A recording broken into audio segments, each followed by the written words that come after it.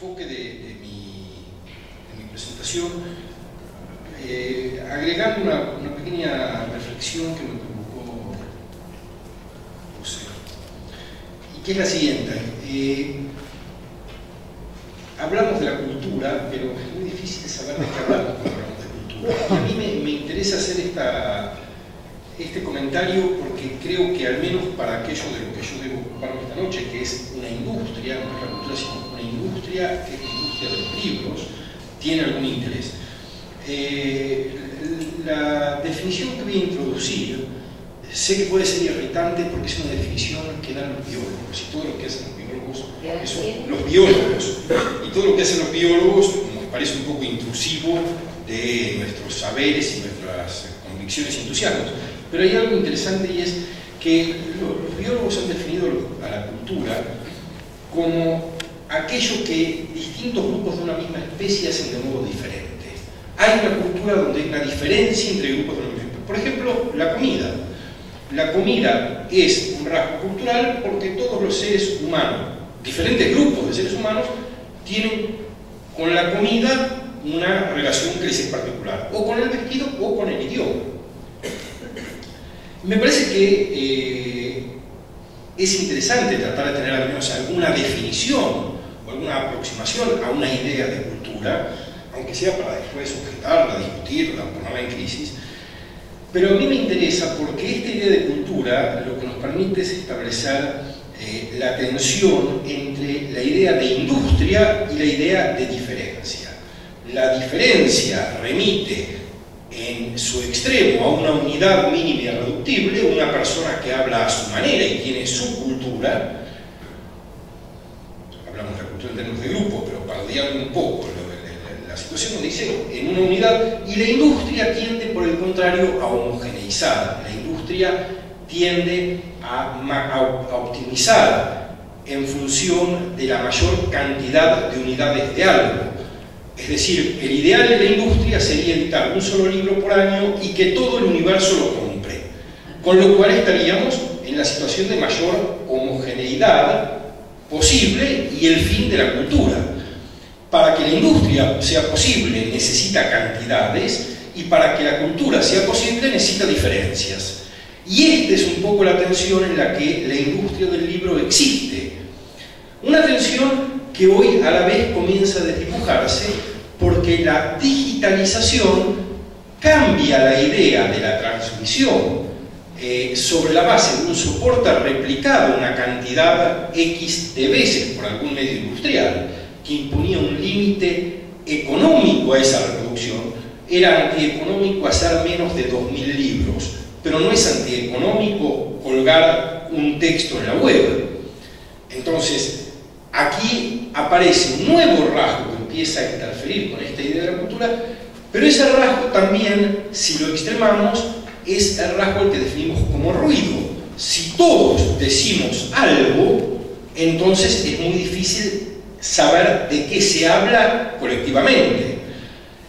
Si del lado de la industria la cultura es objeto de una tendencia a la homogeneización por el incremento de las cantidades a expensas de la diversidad, por el lado de las nuevas tecnologías, la cultura es susceptible de convertirse en ruido porque no podemos organizar una conversación colectiva. Entonces, de un lado necesitamos reducir la cantidad para que haya diversidad, y por otro lado necesitamos reducir la diversidad para que haya un sentido de la conversación pública.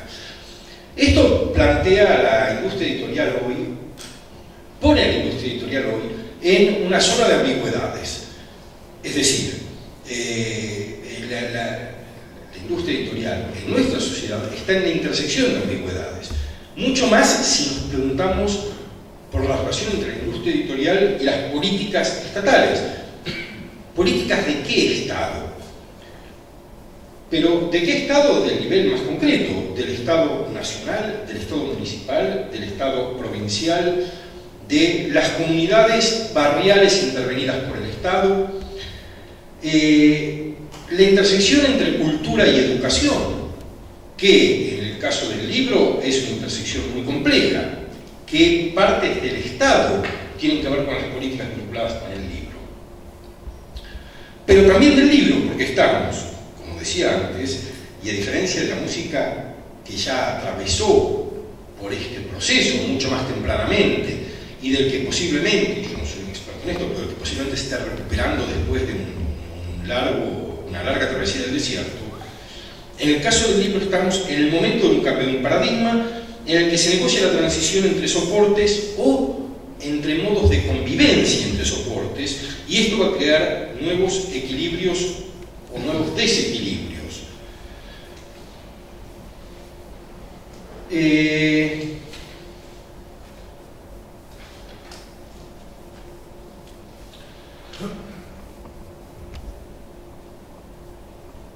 Si a los problemas de definición de lo cultural en sí mismo le sumamos los problemas de la industria del libro, del cambio de paradigma o de convivencia entre soportes analógicos y digitales, etc., empezamos a ver una serie de espacios en los que la acción de lo estatal debería ser relevante, porque todo esto abre muchos conflictos y profundiza muchas brechas. Una es la brecha que aparece no ya solo entre la sociedad letrada, la sociedad alfabetizada y la sociedad que está fuera de la cultura textual, que es una brecha que ya habíamos identificado, sino que esto potenciado por la brecha digital, que a la vez complejiza más el mapa, porque hay gente que no está fuera de la cultura digital, pero que está fuera de la cultura digital letrada, y hay gente que no está fuera de la cultura letrada, pero está fuera de la cultura digital, que está siendo un vehículo de transmisión y de circulación y de creación de sentidos en la cultura letrada. También profundiza la brecha entre grandes grupos y editoriales, pequeñas empresas orientadas a lo que Bourdieu llamaba polo cultural de la edición, y que apuntan a la creación del capital simbólico antes que a la creación del capital económico. Es una brecha que se agudiza en este contexto con el componente adicional de que la idea de políticas nacionales en los espacios virtuales es una idea mucho más vaporosa.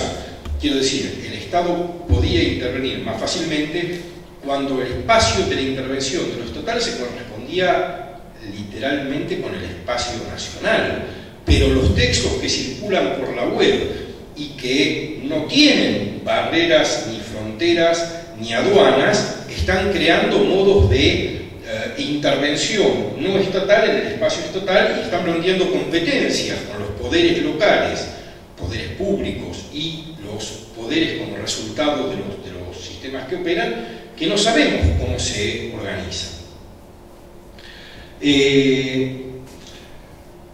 Finalmente hay una brecha tecnológica entre los actores. La conversión, la llegada al mundo digital es cara, es incierta y no es rentable de tal modo que las pequeñas editoriales, o sea, editoriales nacionales, etcétera, están muy desvalidas para liderar o acompañar ese proceso. Quiero hacer una nota al pie que tenía en verdad de antes, para precisar de lo que no quiero hablar porque no es lo que me compete. Hablamos de la industria del libro, no hablamos de la lectura. Los problemas de la lectura y el Estado son muy distintos que los problemas de la industria del libro. Y no hablamos de la impresión, que siempre es algo que se confunde con la industria del libro. ¿Dónde se imprime un libro? No estamos hablando de los lugares en los que se imprime un libro. La impresión es una provisión de servicios comoditizados a nivel global. El papel, la impresión, etc. son commodities.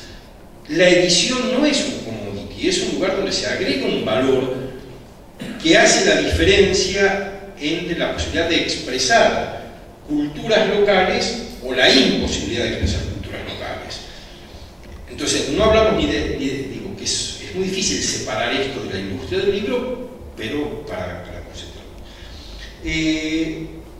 Yo creo, y voy a decir esto para concluir con esta primera parte, porque es lo que me interesa señalar, es que en este escenario, que es muy complejo, lo que estamos viendo es básicamente que las políticas públicas en relación con el libro no son muy diferentes de las políticas públicas en general, y cuando las analizamos lo que encontramos es un esqueleto ideológico, en un sentido casi ideológico, como el modo de describir lo que, la visión del mundo que tiene el otro, el que actúa, la visión del mundo que tiene este Estado, y que está más allá de este gobierno, que en este gobierno este rasgo, como muchos otros, se exacerban,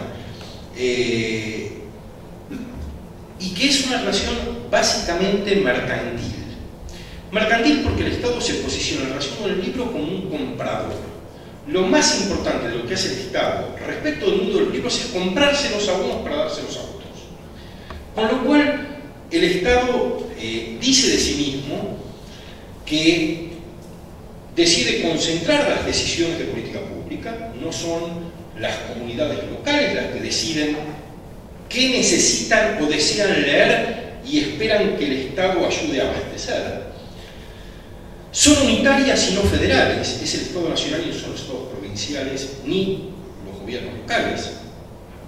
Son jerárquicas y por tanto están alejadas de los sectores sociales. Son verticalistas, son jacobinas, es un grupo de funcionarios que decide, o un funcionario que decide la lectura. Señalo simplemente por un deber de justicia que hay una política pública que no es de este tipo y es el modo en el que se entrega a bibliotecarios del interior dinero para que vengan a la feria del libro y ellos compren con su dinero los libros que quieren comprar donde quieren comprarlos, lo cual es un indicio de que se pueden hacer otras cosas. El empoderamiento de los bibliotecarios del interior cuando tienen la feria a su disposición y plata para comprar en ella es fascinante, porque además ellos comparten este poder con los usuarios de sus bibliotecas que les encargan libros. Y uno lo ve en la feria cuando viene el tipo con una lista que construyó con usuarios, con los, ¿cómo se dice? Las fuerzas vivas, ¿no? de una localidad pequeña del interior, etc. Y viene a buscar lo que, ¿no? lleva de comer libros a sus usuarios. Son opacas, son políticas opacas, no se sabe por qué se deciden unas cosas y no otras, no son transparentes y son ideológicas. Cada vez son más ideológicas, es decir, las decisiones están más sesgadas por afinidades de interpretación de la realidad y del contexto. De este modo el Estado decide por los maestros y por las escuelas, por los municipios y por los barrios, por los lectores y por los bibliotecarios, y salta por encima no solo de los lectores, sino también de todos los intermediarios que producen comunidades de lectura y que son los que podrían ayudar a establecer esas diferencias de las que hablaba al principio. Desde la biblioteca local hasta la librería, que necesita tener una parte activa en la creación de regímenes de lectura, de mecanismos de selección, etc. Coincidiendo con el punto de vista, sino con la afirmación de José, que me parece muy clara, el Estado subsidia del lado de la oferta. Es decir, hace con los libros lo mismo que con los trenes. Le da dinero a los operadores de los servicios en lugar de dinamizar la demanda y de permitir que el poder de decisión sobre lo leído esté más cerca del lector. Debería contribuir a reforzar las capacidades de decisión y autonomía de los lectores, de los maestros, de las bibliotecas y de las comunidades locales. Bueno, yo tengo mucho más para decir, pero